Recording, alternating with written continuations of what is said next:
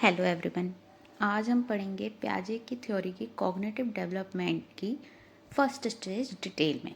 वैसे तो पियाजे ने 4 स्टेज बताई हैं cognitive development. Sensory motor stage पढ़ाने से पहले मैं आपको पियाजे के अनुसार कॉग्निटिव डेवलपमेंट की जो 4 स्टेजेस हैं उनके नाम बता देती हूँ, जिससे कि आपको सभी स्टेजेस अच्छे से क्लियर हो। फर्स्ट स्टेज है सेंसरी मोटर स्टेज, जिसको हिंदी में हम बोलते हैं संवेदी गतिमूलक अवस्था। सेकेंड स्टेज है प्री ऑपरेशनल स्टेज, जिसको हम हिंदी में बोलते हैं पूर्व संक्रियात्मक अवस्था।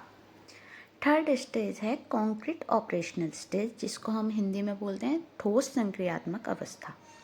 और फोर्थ स्टेज है फॉर्मल ऑपरेशनल स्टेज, जिसको हम हिंदी में बोलते हैं औपचारिक संक्रियात्मक अवस्था। अब हम स्टार्ट करते हैं पियाजे की सेंसरी मोटर स्टेज बहुत ही इजी वे में, जिससे आपको अच्छे से समझ में आएगा।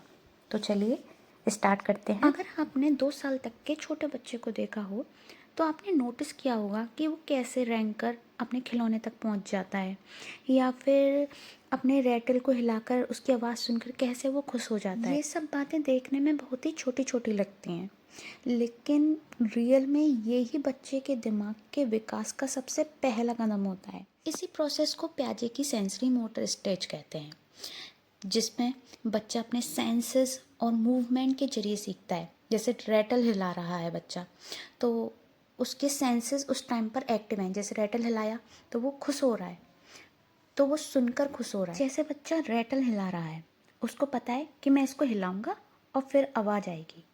ये साउंड और एक्शन का कनेक्शन सीखना होता है। इसमें बच्चा ऑडिटरी सेंस से सीख रहा है। एक और एग्जांपल देती हूँ। मान लीजिए रेंग कर खिलौने तक जा रहा है, तो वो उस टाइम पर विजुअल सेंस से सीख रहा होता है।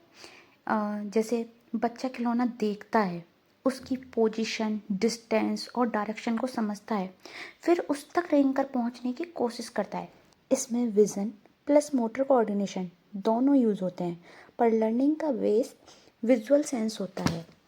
आई होप आपको सेंसरी मोटर स्टेज समझ में आई होगी। एक क्वेश्चन मोस्टली सीटेट में पूछा जाता है कि वस्तु स्थायित्व या ऑब्जेक्ट परमानेंस किस स्टेज में डेवलप होता है, तो वो सेंसरी मोटर स्टेज में ही डेवलप होता है। अब आप सोचेंगे कि वस्तु स्थायित्व या फिर ऑब्जेक्ट परमानेंस क्या होता है, तो आप एक एग्जांपल ले लीजिए।